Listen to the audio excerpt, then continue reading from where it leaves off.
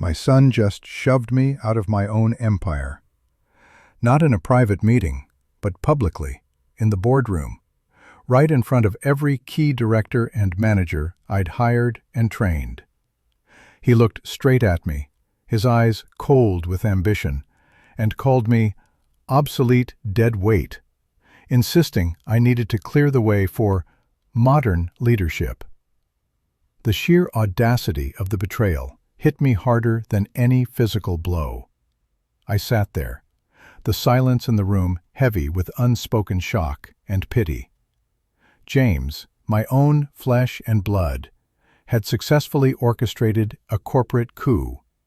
His motivation was transparent. He needed to look like a ruthless, powerful alpha leader for his new, disgustingly rich in-laws. His fiancée's father, a real estate shark named Sterling, demanded strength, and James was willing to step over his own father to prove he had it. This wedding wasn't just about love. It was about James buying his way into an elite circle. And I was just a messy obstacle. The motion to approve my early retirement, a polite term for my firing, was moved by my former COO. He wouldn't even meet my gaze.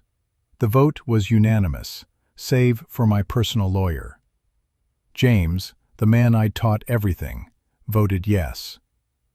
If you love stories of ultimate betrayal and cunning, drawn-out revenge, make sure you subscribe to the channel right now and hit the notification bell. You won't want to miss the shocking corporate drama that unfolds. When the documents were slid across the mahogany table, a thick stack outlining my immediate departure and the transfer of all power, James wore a smug, victorious grin. "Just sign here, Dad," he drawled, feigning care. "It's time for you to finally relax. Play some golf." Relax. I had built this company from a $2,000 investment in a garage, sacrificing every major holiday and family vacation so he would never have to struggle. And now, he was discarding me like an outdated piece of machinery. I picked up the pen. My hand was steady, a mask of calm covering the inferno inside. I signed the papers, pushing the stack back. I let him savor his victory for one final second. "Congratulations, CEO James," I said, my voice smooth and dangerously low. "You've won the battle." He beamed. "Just one small thing you need to handle immediately." He frowned, impatient to get to his celebrations. "What is it, Dad? We're a multi-million-dollar corporation. I'm sure I can handle it." I leaned forward slightly, making sure my eyes locked onto his. "The lease agreement for this building is due for renewal tomorrow. And this head office complex, James? It was never a company asset. This property belongs to me, personally." His face, and the face of the COO next to him, drained of color. That sudden, devastating look of utter panic was the sweetest validation. He thought he had inherited an empire. He had only inherited an eviction notice. This was the first checkmate in a game he hadn't even realized had truly started. James's face, minutes after the board meeting, was a masterpiece of dawning terror. He and the COO, Bob, were frantically whispering, but the damage was done. They had been so focused on seizing the corporate crown that they forgot to check the foundation. Arrogance is a quick killer in business. The simple, deadly truth was this. The main office complex, the executive suites, the prototype labs, the nerve center of Sterling Dynamics, was not a company asset. It was the sole holding of JDS Properties, my private trust. I set it up years ago, a financial fortress meant to generate income if the company ever failed. Today, it was my revenge weapon. "That's illegal, Dad. You can't just revoke a corporate lease unilaterally," James stammered, his voice thin with panic. He was losing his CEO composure fast. "Actually, James, I can," I replied, maintaining a quiet calm that rattled him more than shouting would have. The lease specifically allows for renegotiation or termination if a material change in corporate governance creates undue risk to the property owner. You forcibly removing the founder? That's the definition of risk. But this wasn't just about the money. This was about the wedding. James was marrying into the Sterling family, the one with old money. His future father-in-law, a man named Mr. Sterling, was a notorious bully who considered my son soft and our company a small-time regional operation. James felt belittled, his ego shredded.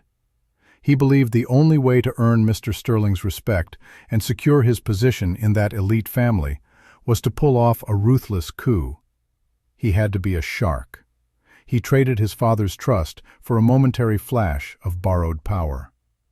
"You risked everything we built together for a wedding, James," I stated, the disappointment hitting harder than any accusation. "You chose a new, toxic family over your own legacy. Let's see how impressed Mr. Sterling is when his future son-in-law is running his multi-million-dollar business from a public library." The sheer stupidity of his move was staggering. He didn't just inherit a company. He inherited a financial ticking time bomb disguised as a lease agreement. He had traded a secure future for a temporary moment of false power. As I watched the realization dawn in his eyes, I knew I had to make the price of his arrogance monumental. I walked out, leaving him standing in the middle of the empty boardroom, the silence amplifying his sudden, devastating realization. He didn't just inherit a company, he inherited an impossible debt.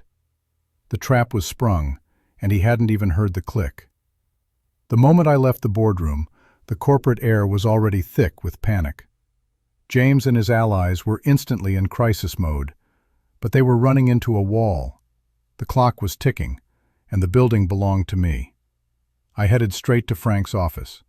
Frank, my lawyer and confidant, was the only one who truly understood the legal structure of JDS Properties. He looked at me with a mix of respect and sorrow. "John, this is going to obliterate them. Are you absolutely certain you want to proceed with the maximum penalty?" "He didn't just fire me, Frank," I said, leaning over his desk. "He tried to erase me. He made me a liability to the company I built. He wants to look like a hero to his new father-in-law? Fine. Heroes face impossible challenges." My original plan, laid out quickly with Frank, was simple and brutal. I wanted the new, impossible lease agreement drafted immediately. The key points were non-negotiable. A 300% increase in the monthly rental rate, effective immediately, making the rent due tomorrow. Frank adjusted his glasses, his face serious. "A 300% jump is aggressive. It will chew through their operating capital in days. And demanding payment with a 24-hour window. It's legally sound under the undue risk clause, but it's a hostile action, John." "It's not hostile, Frank. It's a necessary correction," I countered. "The original rent was favorable because I was the owner and CEO. Now, Sterling Dynamics is run by a rookie who just alienated its founder. The risk is high. The price is high. We're simply demanding a fair market rate for a high-risk tenant." I also made sure Frank included a critical subclause in the new agreement: immediate default and eviction protocol. If the new exorbitant rent was not paid in full by the due date, the company would immediately forfeit their security deposit, a deposit that was suddenly looking very small, and a formal, legally unchallengeable eviction process would begin. The process was timed to finalize on the day of James's wedding reception. This wasn't just about money, it was about control and timing. James was busy planning his extravagant society wedding, trying to micromanage floral arrangements and seating charts to impress Mr. Sterling. He wouldn't have the mental capacity or the time to fight a complex corporate legal battle. I was betting on his divided attention and his overconfidence. The signed agreement was drafted and sent via a private courier to James's new executive assistant late that afternoon. I wanted the documents to land on his desk just as he was probably leaving for another fancy pre-wedding dinner with his fiancée and the elder Sterling. The goal was to inject raw, paralyzing financial panic right into the middle of his social triumph. I felt a sharp, cold satisfaction. James had underestimated the power of the founder. He thought he had the company. He didn't realize that in the corporate game of chess, I had just flipped the entire board over. The new lease documents hit James's desk late in the day. He was already rushing to a lavish rehearsal dinner, one of many events designed to impress the other Sterling clan. He barely glanced at the envelope, handing it straight to Bob, the COO. His focus was entirely on his social ascent, not on the corporate foundation he was standing on. I decided to make one final, clear call, not to beg, but to establish his willful negligence. I called him just as the dinner was beginning. "James," I said, cutting to the chase, "did you review the documents from JDS Properties? The rent is due tomorrow. It's a 300% increase. You need to talk to your CFO immediately." He sounded annoyed, the muffled clatter of silverware in the background. "The lease thing? Yes, Dad. I passed it to Bob. My legal team is handling this. They said it's a non-issue, a frivolous distraction you cooked up. I have the wedding to focus on, not some old property dispute." "It is not a dispute, James. It's a legally binding demand," I warned, my voice cold. "If you default, the eviction process starts, timed to finalize on your wedding day. You will collapse the company before you even say I do." He actually let out a dismissive, arrogant chuckle. "Listen, Dad, I appreciate the concern, but you're retired. You don't grasp the scale of things now. Mr. Sterling's lawyers have guaranteed protection. Let the real professionals handle the business. Please, enjoy your free time." That was the line. He didn't just reject my warning. He used his future father-in-law's legal team as a shield, calling my lifelong work a distraction. He had chosen his new, shallow life over the business and me. "Understood, James," I replied, and hung up. The following days confirmed his absolute arrogance. He stopped taking my calls completely, citing unforeseen business constraints through his new assistant. He was actively trying to silence and marginalize me. But his tunnel vision, focused on the glory of the wedding, was my greatest asset. He was so busy trying to look like a ruthless CEO that he failed to actually be one. He was about to learn a brutal lesson in corporate consequence from the man who wrote the playbook.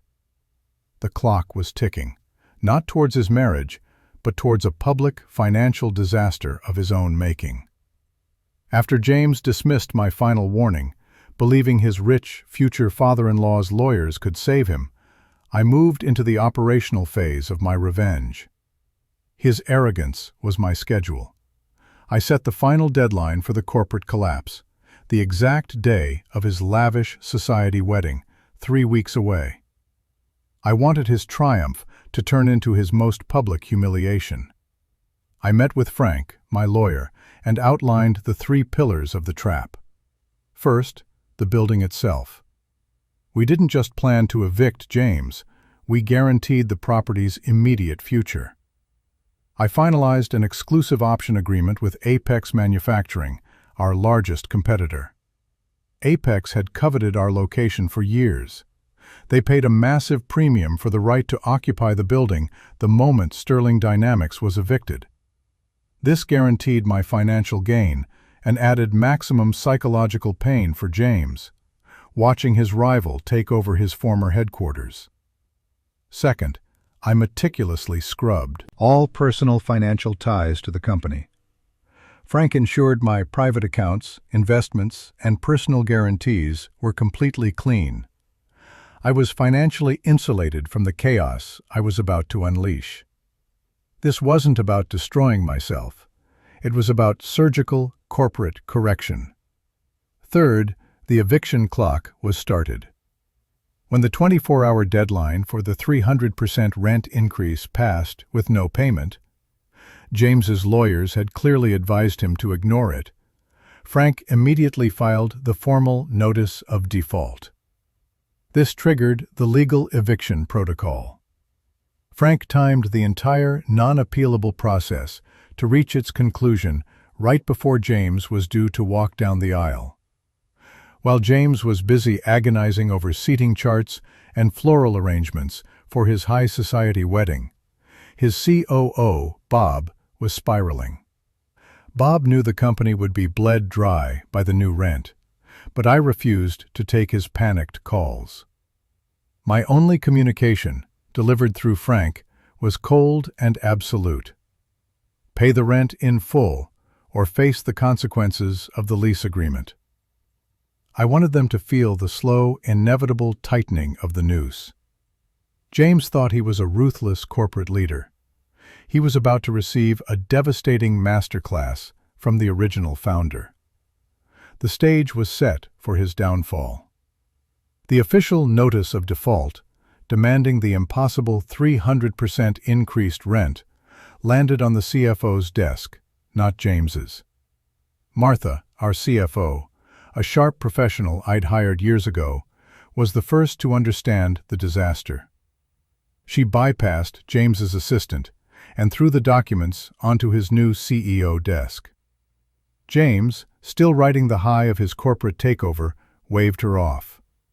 He parroted the line from his future in-laws' lawyers. "It's an invalid, retaliatory demand. We'll ignore it. The courts will laugh at him." But Martha didn't leave. She slapped the original lease agreement next to the new demand. She showed him the material change and undue risk clauses in black and white. She explained, in no uncertain terms, that the documents were flawless, legally bulletproof, and that as the property owner, I had every right to demand a new rate from a high-risk tenant, him. The panic finally hit James, but his arrogance still prevented him from calling me. Instead, he made the predictable mistake. He called Mr. Sterling, his powerful future father-in-law. Mr. Sterling, the arrogant billionaire, sent his expensive legal attack dogs. They spent 2 frantic days trying to find a loophole in my private trust, JDS Properties. But Frank and I had built the structure perfectly. It was legally unassailable. The lawyers reported back a humiliating truth. The only way to avoid default and imminent eviction was to pay the new, astronomical rent. The payment would critically wound Sterling Dynamics, wiping out huge parts of the operating cash reserve. This wasn't just a financial hit. It was a public display of incompetence. I knew the ensuing conversation between James and Mr. Sterling was brutal. Mr. Sterling despises weakness above all else. The fact that James, the man supposed to be a corporate shark, had failed to secure the most basic asset, the office building, made him look like a fool. James's carefully constructed narrative of power was already crumbling, not with a bang, but with a piece of meticulously crafted legal paper. The days following the official default notice were pure, calculated chaos for James. The legal opinion from Mr. Sterling's firm, the firm James had proudly used to dismiss me, was a punch to his gut. They confirmed the lease was airtight and the eviction process was moving forward relentlessly. Their advice was cold. Pay the impossible rent or lose the building. James was now caught in a vicious triangle. He couldn't pay the 300% rent without crippling the company's operating budget, making him look financially reckless. But if he was evicted, the company would collapse, making him look completely incompetent. and both options meant facing Mr. Sterling's contempt. I started receiving frantic, angry messages directly from James, bypassing his assistant entirely. No apologies, just demands. "Dad, this is corporate sabotage. You have to stop this. Think about the employees. Think about the legacy." The hypocrisy was thick enough to cut with a knife. He hadn't thought about the employees or the legacy when he publicly humiliated me. My response, relayed through Frank, was always the same. The new terms are non-negotiable. Pay the rent or accept the default consequences. The most significant effect was happening on the social front. Mr. Sterling, who had initially promised James his legal and financial support, was quickly distancing himself. I learned through a subtle contact, an old friend of my ex-wife who still ran in those elite circles, that Mr. Sterling was already questioning his daughter's choice of fiancé. "He's saying James is a liability," my source reported. "A man who can't even secure the foundation of his own business is not stable." The word embarrassment was used. Mr. Sterling hates the smell of failure. The pressure intensified as the high-profile wedding events continued. At a massive formal dinner hosted by the fiancé's family, James was noticeably on edge. While mingling with potential investors and his future family, he had to constantly slip away to take panicked calls from Martha, the CFO, who was trying to secure emergency financing that was nearly impossible to get, given the imminent loss of their headquarters. James tried one last manipulative maneuver. He showed up unannounced at my house, clearly drunk and desperate. It was late, and he looked haggard, his designer suit rumpled. "Dad," he slurred, leaning against my front door, "I need you to stop. I need you to call Frank. I'm getting married in 10 days. You're ruining my life." I opened the door just wide enough to look him in the eye. "You ruined this, James. You wanted to impress a man who doesn't care about you. You chose a new path. The corporate world has consequences, son. You wanted to play with the big boys? Now pay the price." I closed the door softly, leaving him standing there in the cold silence. He had traded everything for a fleeting image, and that image was now shattering. The last visit from James, where he showed up drunk and desperate, was his final attempt to emotionally manipulate me. I shut the door on him, knowing I had given him every opportunity to back down and reconcile, and he had chosen arrogance every single time. Now, the path to the wedding day was a clear trajectory toward his financial ruin. But James wasn't done trying to save face.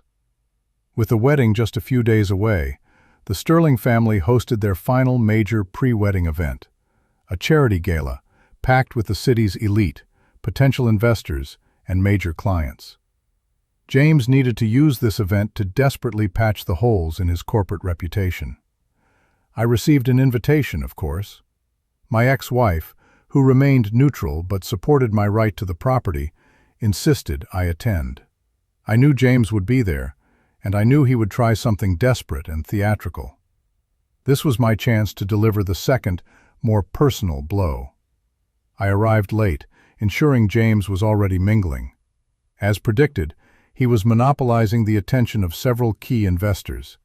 He was loud, overly confident, and clearly trying to project an image of success that was rapidly disintegrating behind the scenes.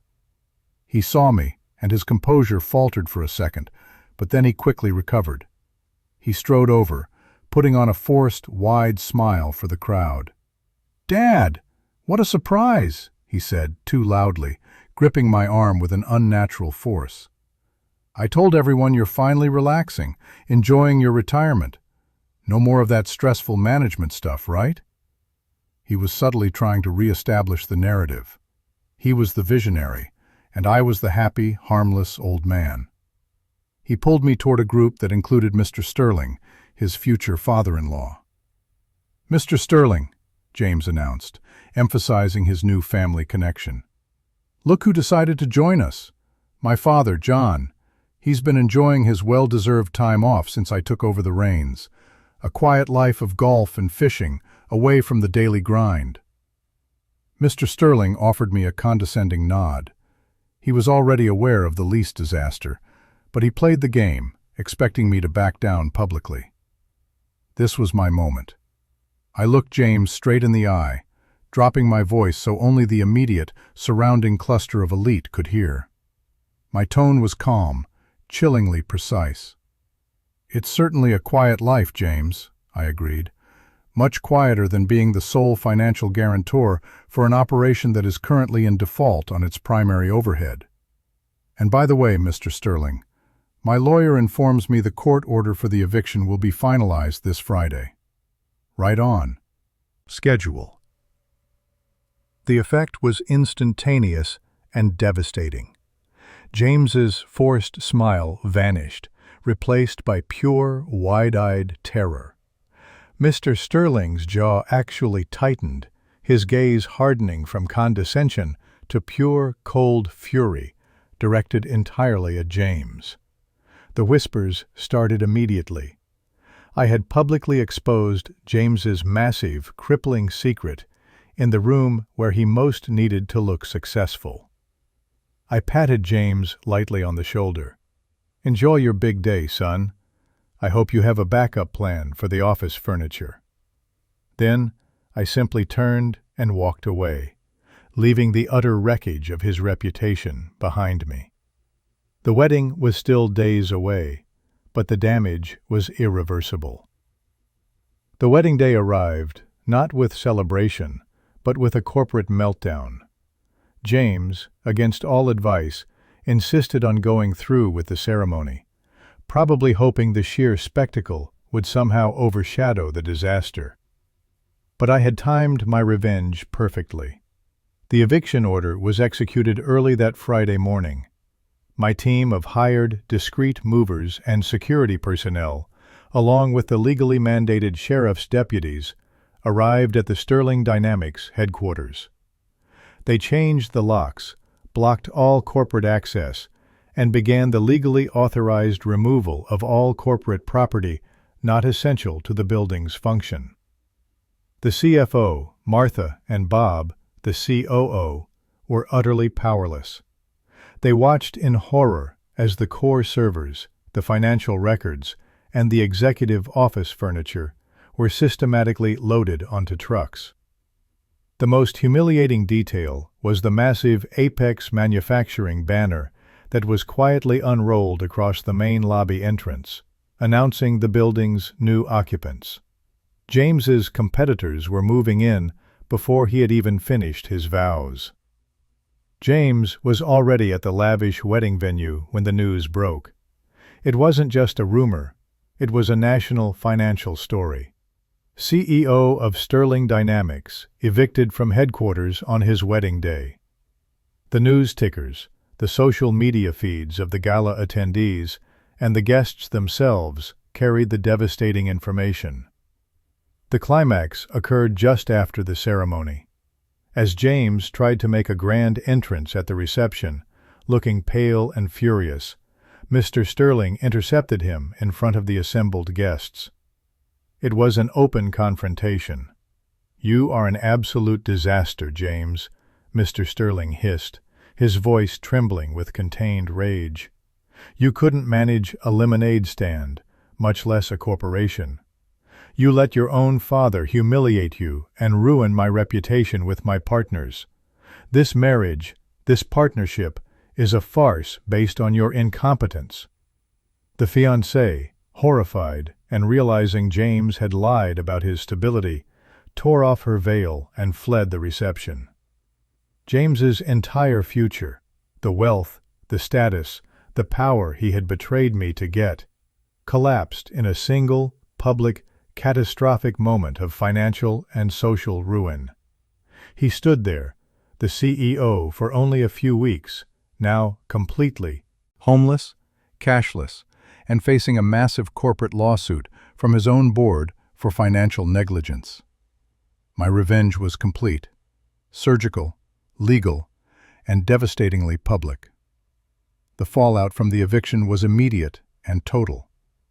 The court order was served early on the morning of James's wedding. Instead of waking up to the sound of wedding bells, James woke up to the sound of industrial movers clearing out the executive floor. Sterling Dynamics, the company James had so ruthlessly stolen, officially became homeless. The subsequent wedding was, predictably, a disaster. Mr. Sterling, who despises failure, had a public and vicious argument with James right before the ceremony, making it clear that James's financial instability was now an existential threat to their merger. While the wedding technically proceeded, the reception was toxic. The business elite, who were supposed to be celebrating James, were instead whispering about the homeless CEO and the public collapse of his company. The marriage, built on James's lies and ambition, started on the shakiest foundation possible. As for me, I watched the news reports of the corporate chaos with a quiet satisfaction. I had no joy in his personal misery, but I had a deep sense of justice. He learned the hard way that loyalty and foundation are more valuable than borrowed arrogance. I closed the deal with Apex Manufacturing that same afternoon. The sale of the office complex brought in a massive, clean profit that stabilized my future more than decades of corporate salary ever could. The money wasn't the goal. Freedom was. Freedom from the toxic environment, and more importantly, freedom from James's betrayal. I took a few months off, truly retiring this time, but with purpose. The truth is, I missed the creation, not the management politics. I used a portion of the funds to launch a new, small-scale tech incubator focusing on sustainable materials, a project I had dreamt of for years. It was smaller, leaner, and entirely mine, built on trust with a small team of loyal former employees who reached out after the fiasco. Today, my new venture is thriving. I'm an entrepreneur again, not a CEO, and I am happier and more productive than I was in my final, stressful years at Sterling Dynamics. James lost his father, his company, and his dignity, trying to gain a false image. I lost a company, but gained my freedom, my fortune, and my self-respect back. I had to deliver a painful lesson, but it was a lesson about the corporate consequences of betrayal. I now live a happy life, focused on innovation, development, and personal peace. I never heard from James again, and I prefer it that way. Now, I want to ask you, did I go too far?